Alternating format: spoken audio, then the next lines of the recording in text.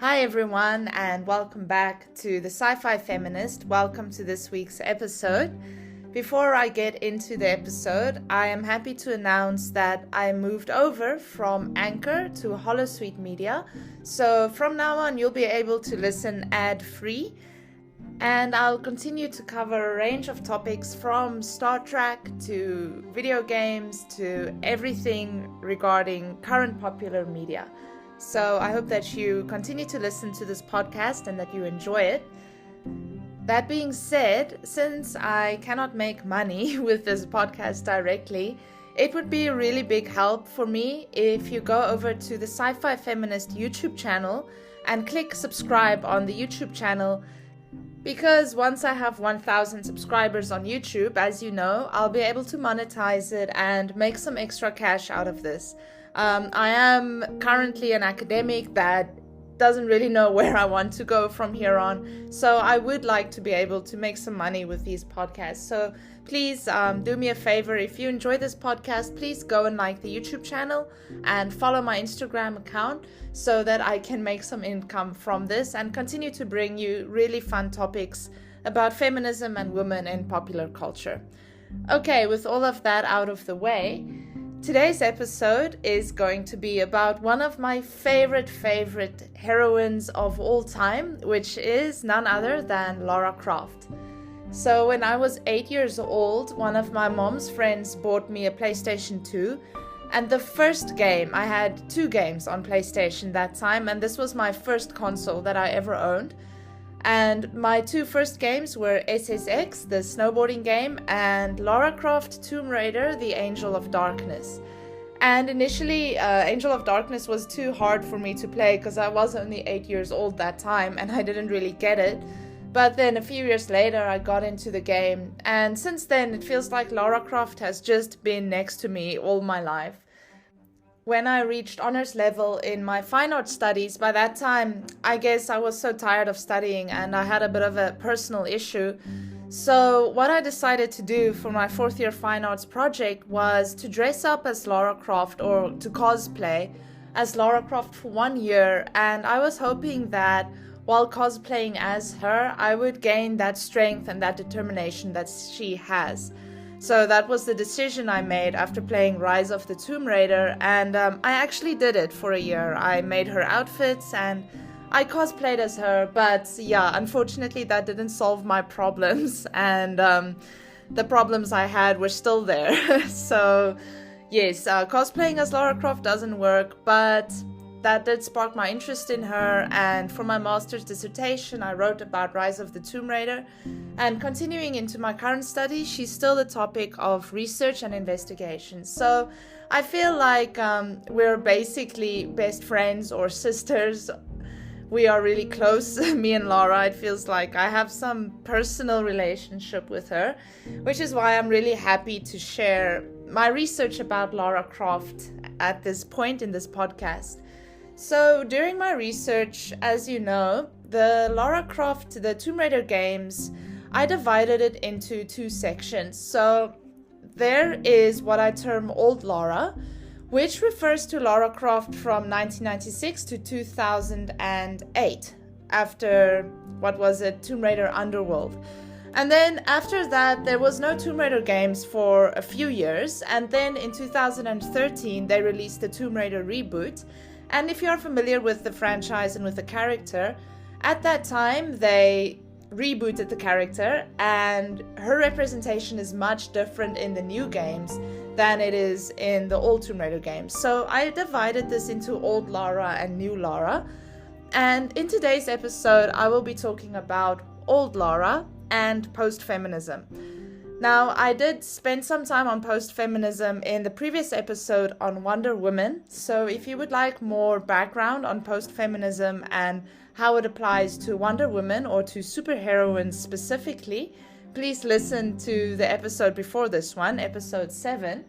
Today I'll be talking about post-feminism, and I'll be sharing a little bit more post-feminist theory than I did in the Wonder Woman episode, and I will apply it in an analysis of Old Lara, old Lara Croft. So I hope that you find it informative and that you enjoy it. And then in the next episode, I will be doing a discussion of new Lara and what I discovered about the new version of Lara Croft in all of my research. Right, so let's get right into it. Today's episode is based on a paper that I published in the Game Studies Journal. It's actually open access, so if you are into academic reading and if you would like to read this paper that I wrote, it is there. Just look for my name. The paper's name is The New Lara Phenomenon, a Post-Feminist Analysis of Rise of the Tomb Raider. And you know my name is Janine Engelbrecht. So if you would like to read this full paper, it is there and you can find it. Okay, so let's get right into the discussion of old Lara. So just to give some background, if you're familiar with old Lara, she was created in 1996 by a game designer named Toby Gard. So she was actually created by a group of male programmers. And at that time, she is actually the first female character, or the first prominent female character that was the heroine of her own video game. So this was obviously totally unheard of in 1996. Most video games had male protagonists, and there was this notion of the female characters always being damsels in distress. If you're aware of Anita Sarkeesian's work, she talks about tropes versus women in video games in her YouTube series. And in that series, it exposes all these female characters that were usually just a damsel in distress for the male hero to be rescued. But then Lara Croft came swinging in, and she was really the first female character that had agency, that drove the plot, that could shoot and fight, that didn't need to be rescued by anyone. So in that sense, she was really quite revolutionary, transgressive, and this is the first time we see this type of representation in video games. So yeah, this came out 2 years after I was born. I was born in 1994, which makes Tomb Raider quite old, and that makes me quite old too. Anyway, if you have seen pictures of the earliest version of Lara Croft, despite all of these really good characteristics that she had and the fact that she was the first female hero in video games, she has very big breasts, a very thin waist, wide hips, and she wears a tank top with really short shorts and boots, and furthermore, she has twin pistols straddled to her really perfectly shaped thighs, which forces us to look at them all the time. And then the video is a third-person adventure game, so we continually see Lara from behind, and we see her lovely round butt all the time as we are navigating the video game. So, as I indicated in the discussion of Wonder Woman, in Lara Croft 2, we see these two really contradictory aspects. First of all, we see a really tough heroine that's really positive representation of femininity because she's not passive, but we also see that she is very sexualized. So let me talk about post-feminism, and then we can interrogate why this type of representation exists and how it exists. And basically the conclusion of this will be that Lara Croft, like Wonder Woman, she's both a feminist character and she's not. On Reddit, someone commented, what is the conclusion, or what is the punchline of my argument? And this is the punchline. Actually, there is no punchline. It is both and neither, unfortunately. So anyway, let me stop hammering on about that. Let's go into post-feminism. So post-feminism is, in my opinion, a branch of third-wave feminism, and it is very loosely defined. There are many theories about what it is and what it isn't, which I guess is why it is such a useful framework for discussing a character that is as ambiguous as Lara Croft. So there is a theorist called Sarah Gamble. She says, with its emphasis on individualism and choice, post-feminism is a backlash against the grounds gained by second-wave feminism, which was primarily concerned with the collective feminist struggle for equality. In retrospect, the second-wave feminist consciousness can be considered to have begun in the late 1960s and early 1970s, after approximately 5 decades of dormancy for feminism after the suffragettes' plight. Okay, so I'm just going to give a bit of background of feminism and how we got to post-feminism. Okay, so as a continuation of first wave sentiment, second wave feminism became concerned with issues such as rape and sexuality, as well as race and class. But then at the turn of the century, so that is like late 1990s, early 2000s, young feminists felt that second wave feminism's emphasis on collective histories and political correctness was not relevant to the late capitalist context of the latter part of the 20th century. And some branches of feminism took a turn towards the embrace of individualism and consumerism as a means of female emancipation. Okay, please listen to my discussion on Wonder Woman. I discussed this aspect of post-feminism in there, if you are curious about that. Okay, so like I said, in my opinion, post-feminism is an extension or a part of third wave feminism because they are both concerned with popular culture and the contradictions that women faced at the turn of the century. Okay, and this is where it becomes a bit complicated because post-feminism has a really weird relationship with third wave feminism and second wave feminism and any form of feminism actually. So, for Stephanie Genz and Benjamin Braben, post-feminism is actually also in direct antithesis to the third wave because it is often found criticizing and undermining second wave feminist theory and activism, which is understood to still have strong affiliations with that of the third wave, even though it claims not to. Christina Stasia also acknowledges that, unlike third wave feminism, post-feminism rejects the institutional critique made by second wave feminism.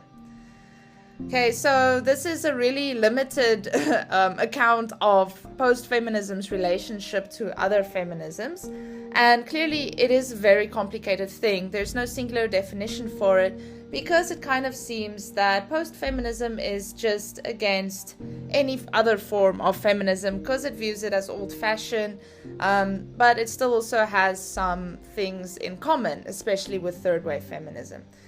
Anyway, for the purpose of my discussion, I just consider it to be part of the third wave, mainly because of the notion that it also interrogates popular culture, and also because of the time in which it started becoming prolific. Okay, so for Angela McRobbie, she's actually one of my favorite theorists. While engaging in a well-informed and well-intended response to feminism, post-feminism can simultaneously be considered an attempt to undo feminism.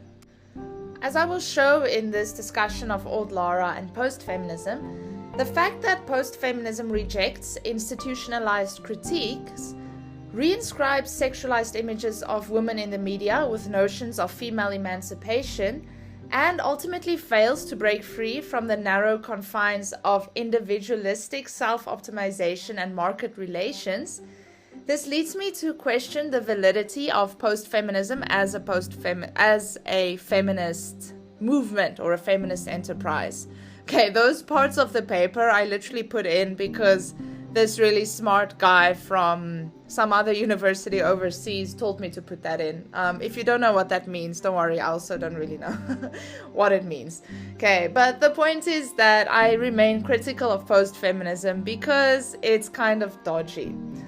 Because while claiming to be a critical stance, post-feminism still fuels the manifestation of a particular and, in my opinion, a problematic view of what it means to be an empowered woman in the 21st century in popular culture. And this is exactly my argument in terms of Wonder Woman as well. The feminism that Wonder Woman perpetuates is kind of dodgy and we need to be critical of it. And I feel the same about Lara Croft. Please listen to that episode if my statements seem kind of vague at this point.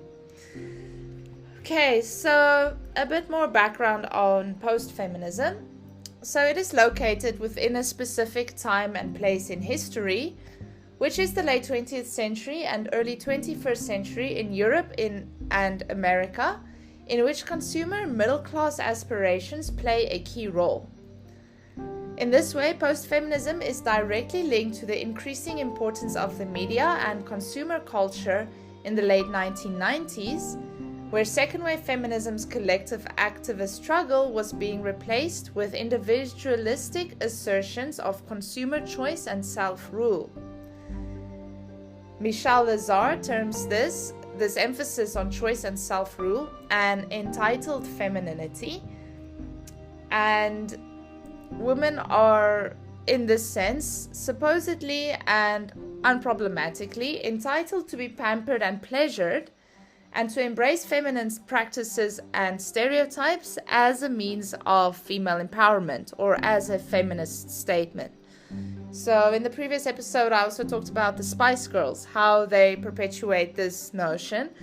One of my students actually did a post-feminist analysis of Ariana Grande's video 7 Rings, and I think that's briefly worth mentioning here. In that music video, we see this emphasis on pink power, on sexualization, on consumerism. She talks about how much money she has, and all of these notions are very post-feminist. She's empowered through her sexuality, through her ability to buy whatever she wants. I want it, I got it, she says. And she's also empowered through embracing all of those stereotypical girly things, the long hair, the nails, the pink, and even the cutesy culture that we see in some of the shots of the video. Okay, so post-feminist choice, therefore perplexingly, involves the adoption of consumerism and capitalism as a feminist strategy, and the post-feminist woman is encouraged to use her sexuality and her femininity as both active and passive forms of recognition and motivation and agency, and her consumer capacity as a form of self-expression. Like I also explained in the previous episode, unfortunately this is a luxury that most women don't have. I don't have the financial means to express my empowerment through buying things that I like. I do not want it and then I get it, like Ariana Grande, which is why I've argued that this form of feminism is quite exclusive and it's really a luxury that most normal women can't afford. So Christina Stasia, she observes this, and I think this is quite apt. She says that post-feminist women, or women that ascribe to this notion of empowerment, are convinced that they live in a post-patriarchy society where feminism is no longer relevant, which I think results in post-feminism simply embracing the patriarchal ideologies that it aims to dismantle. I talked about this example in the previous episode too, but I think I'll briefly recap. So Miley Cyrus, her video for Wrecking Ball, I used that as an example. Singing nude on a wrecking ball in her music video for Wrecking Ball, as symbolic of her control over her own sexuality, Miley Cyrus is a very good example of post-feminist female empowerment and its failure to address the structural issues that constitute free choice. Her antics in the media, which include the various nude images of herself available on the internet and posted regularly on her Instagram and her Instagram stories, and the ways in which she endlessly presents herself in sexualized terms. I'm reminded of her Super Bowl performance. She perfectly exemplifies what Angela McRobbie sees as the paradoxical premises on which post-feminist empowerment is based. So post-feminism claims that a woman such as Miley Cyrus would be an active subject, and her provocative display, seen in videos like Wrecking Ball, which frames her as an object of the male gaze, should not be interpreted as enacted sexism, even though it clearly invites the male viewer or the female viewer to objectify her. Instead, post-feminism argues that as long as Miley Cyrus is doing it out of choice, a sexually liberated and financially independent woman like her, even though she's swinging on this really phallic symbol in the nude, is an active and empowered and therefore feminist subject. And for me, this is one of post-feminism's greatest discrepancies, and one of the prime reasons why I agree that it can even be considered anti-feminist, because it justifies almost anything a woman does as long as she does it out of her own choice. And I guess this is the argument that has also been made by Emma Watson. She was criticized for showing some skin in a photo shoot, I think, for Vogue magazine, was it? And because now she's the ambassador for the He for She campaign, and she's very openly feminist. And then she wore this skimpy outfit, and then everyone said, how can you call yourself a feminist and dress like that? And her answer was, it is about choice. Because I decide to do it, it's empowering for me, and that makes me a feminist. For me, that's quite problematic. I know not everyone thinks that it is, but for me, that is quite problematic. Like I explained in the previous episode, not all women have the luxury to make the choice or to do things out of choice. But because of so many structural issues that still exist, many women are still in a position where they don't have agency over their own bodies or control over what happens to their bodies. And therefore, this idea of I did it because it's my choice and I'm empowered because it's my choice is also kind of a luxury. Right, so Stephanie Genz identifies different types of 21st century post-feminist representations of women in popular culture. There are a few. She identifies the housewife heroine, the superwoman, and there was another one, and then the Supergirl. So it was interesting. The housewife heroine, she discusses Nigella Lawson, the cook. That's quite an interesting discussion, and the book is called Postfemininities in Popular Culture. So you might want to look out for that book if you want to read up more about that. I really like the way she writes. It's not difficult to understand. I really don't like it when academics write in this really difficult way, because that just makes me want to put the book down and not look at it because it's difficult. So I really like the way this book was written, and it discusses these different representations of post-feminist femininities in popular culture. So then one she identifies is called the Supergirl, who is the modern-day action heroine that problematizes passive femininity and active masculinity in terms of diametrical opposition and mutual exclusivity. So, in other words, what the Supergirl does is she questions the notion that women are passive and that men are active, because she's a woman and she's active. So, in that way, the Supergirl presents this new idea of femininity. Most significantly, in the late 20th century, in which post-feminism gained prominence, it is also the era in which Lara Croft first appeared, so that's around 1996, along with other young, girly heroines in video games, film, and television. So some of the ones that Christina Stasia mentions are the Charlie's Angels, Miss Congeniality, Elektra, and Aeon Flux. And then in video games, we have Syriza from Bayonetta and Rain from Blood Rain. I actually watched the Bayonetta movie and I thought it was a kiddies movie, but then about halfway in, I realized that it's not. There was a lot of boobs in that movie. Anyway, so all of these representations, they fall into the category of post-feminist supergirls.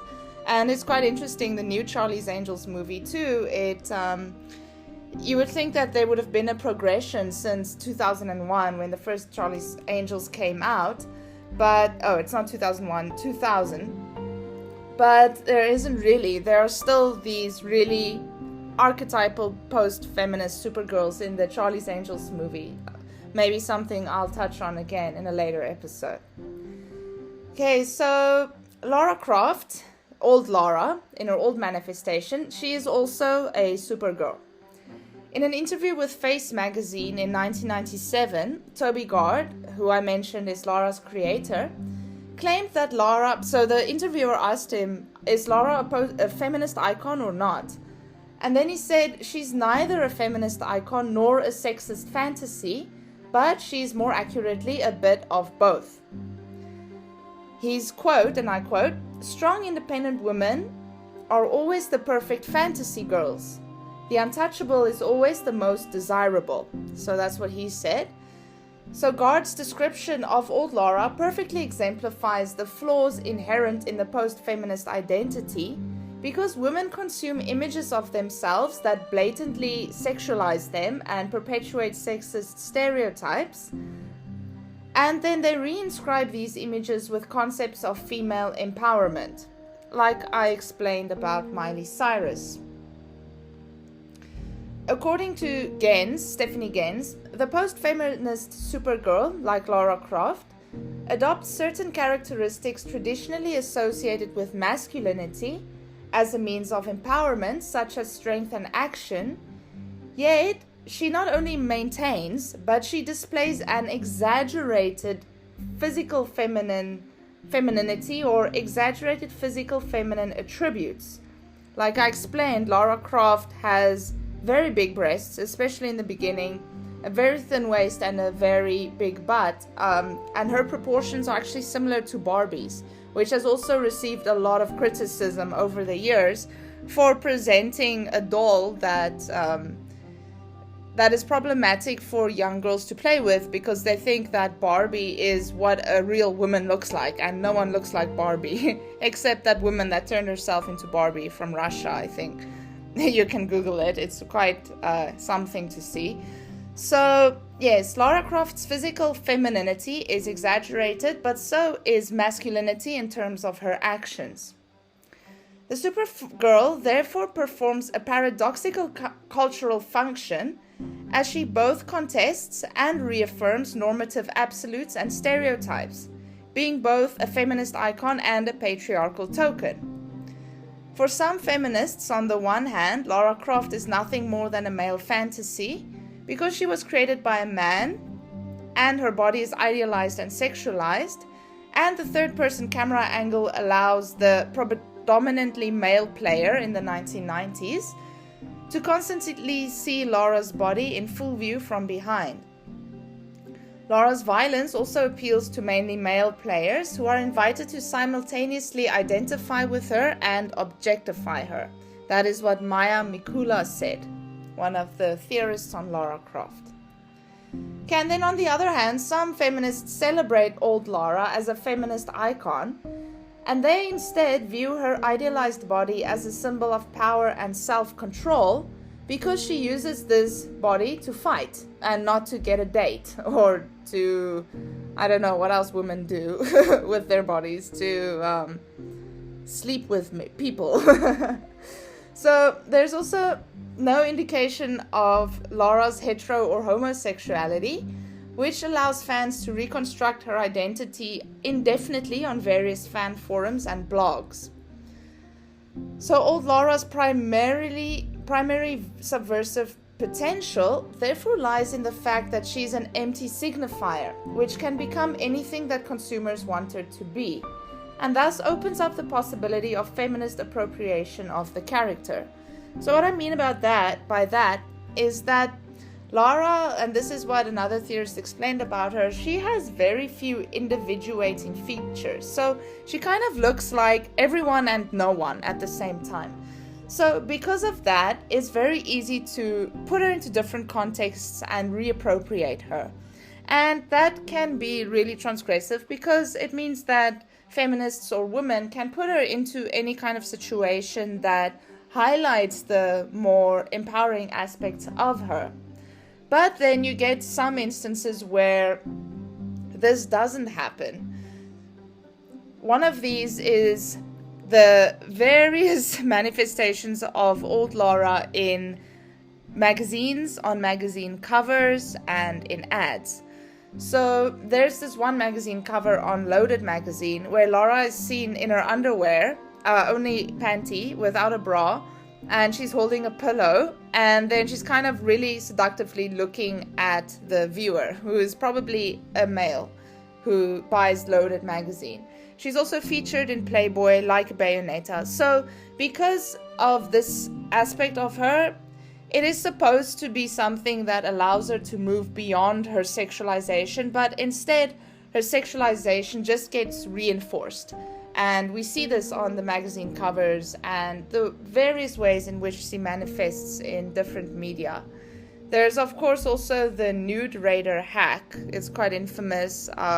Someone created a skin, so it's like a mod that you install on your old Tomb Raider game. I think this one was only in like the really first Tomb Raider games. You can't do that now anymore, or maybe you can.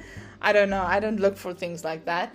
But the Nude Raider hack actually allowed players to play with Lara in the nude. So it made her completely naked, and then you play Tomb Raider with Lara being completely naked. So yeah, unfortunately, I think the fact that she's an empty signifier and that she so easily translates between different platforms or different forms of media, although it might be empowering, at the end of the day, it's not.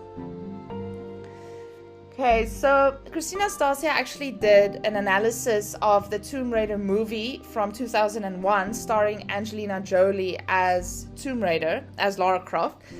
So Stasia, in this analysis, she kind of explains how Lara Croft is the ideal post-feminist Supergirl, though in terms of the way she is portrayed in this movie. So she says in the film, Lara is hyper-feminized and shots focus on Angelina Jolie's breasts and thighs and hips. Lara is also young and girlish, and she sells traditional notions of women's power because she always returns to the private sphere even though she has mobility in the public sphere. So that's something weird I noted about Hunger Games too. I don't understand why Katniss, at the end of this entire ideal, she's seen feeding kids in this really flowery dress next to Peeta, like right at the end. It's like she has mobility in the public sphere and she can be this tough action heroine in the public sphere when she needs to, but at the end of the day she returns to domesticity. And actually I really liked Hunger Games, but that final scene just really ruined the whole thing, and all of Katniss's great potential as a feminist character was kind of ruined for me in that instance. But anyway, I digress. Back to Lara Croft.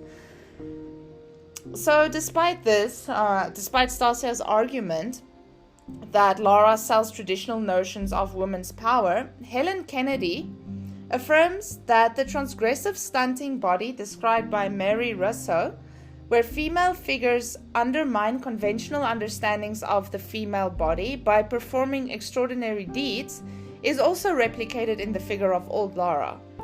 In both the Tomb Raider films and the Tomb Raider video games, the old Tomb Raider films, and the old Tomb Raider video games, Lara Croft inhabits a hostile masculine environment not traditionally associated with the feminine, private, or domestic space, and she also rejects patriarchal norms. In this way, Lara, as a post-feminist Supergirl, is a liminal character who exists between extremes. She's simultaneously masculine and feminine, human and monster, good and evil, and feminine and feminist. Okay, I don't think feminine and feminist should be on two opposite ends of a spectrum, but that's a discussion for another day.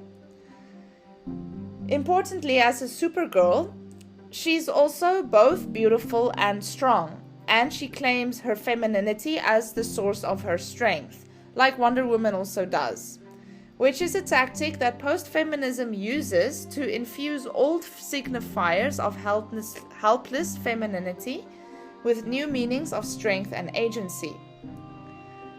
So sexualization and feminization, along with empowerment and agency, are therefore important ingredients of the potent cocktail that is the post-feminist Supergirl and old Lara, who is ultimately unthreatening because she is the impossible ideal. That part about the potent cocktail is something my supervisor added, and I always smile when I read that because it's so apt. Right, so Lara Croft is unthreatening because she is the impossible ideal. And for me, that is also she's allowed to be a feminist character and to be read as a feminist character, but at the end of the day, she is totally unattainable for most women, and she presents a form of empowerment that actually doesn't really exist. That is just my opinion. Okay, moving on. She's also been discussed alongside 1990s femme fatales. Is that how you say it? I say femme fatales, but I think it's femme fatales in film.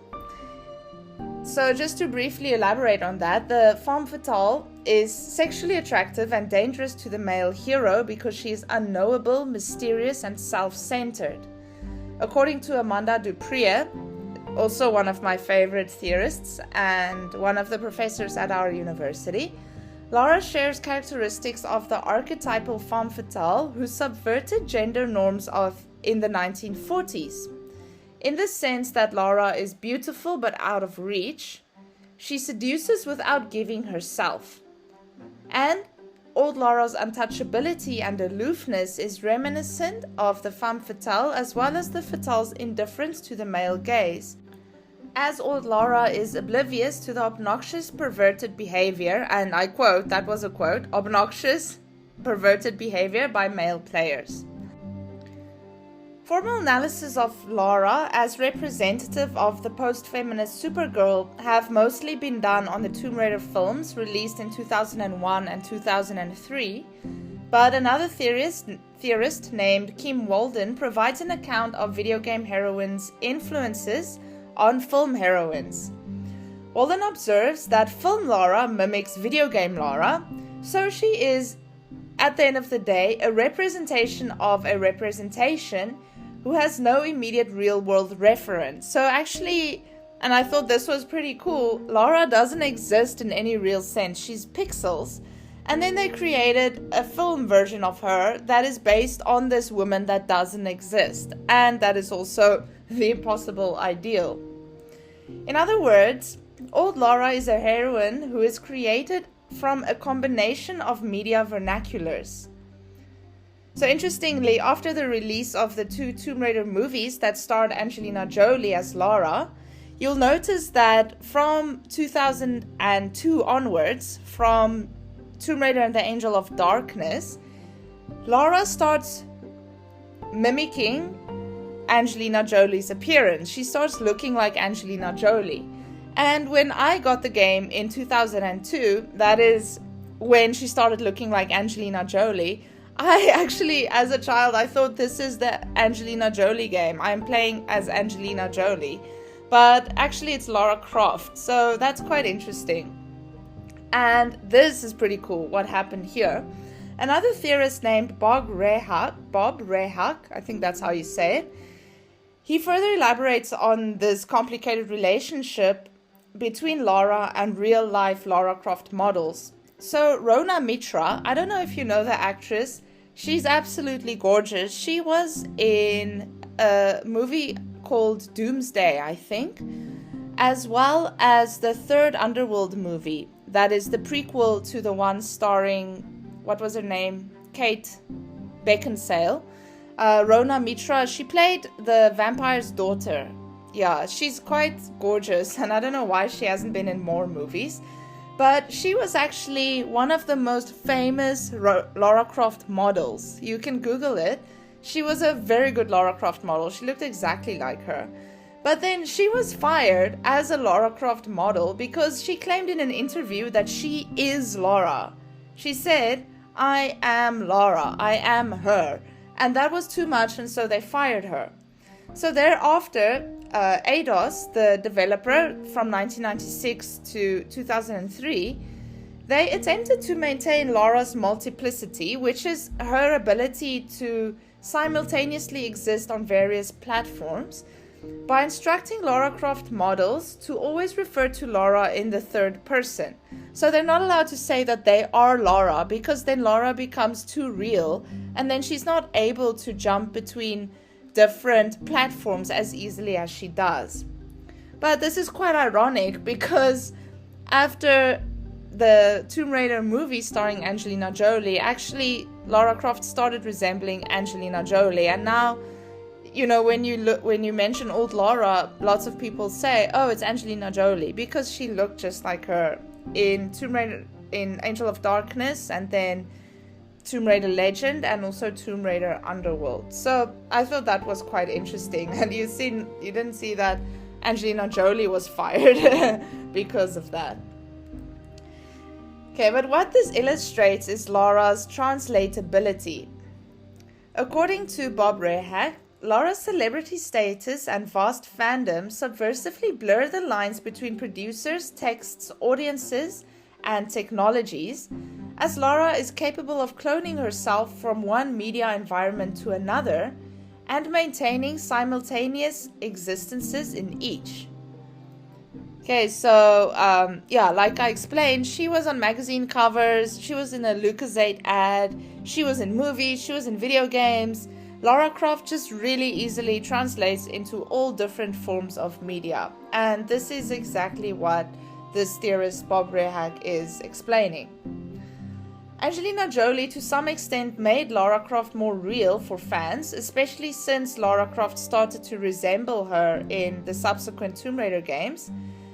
But this interestingly did not hinder old Lara from migrating between different media environments, which is why they fired Rona Mitra in the first place, because they were scared that if someone claims that they are Lara or that they look exactly like Lara Croft, that Lara will not be able to clone herself so easily between these media environments. But then that didn't happen.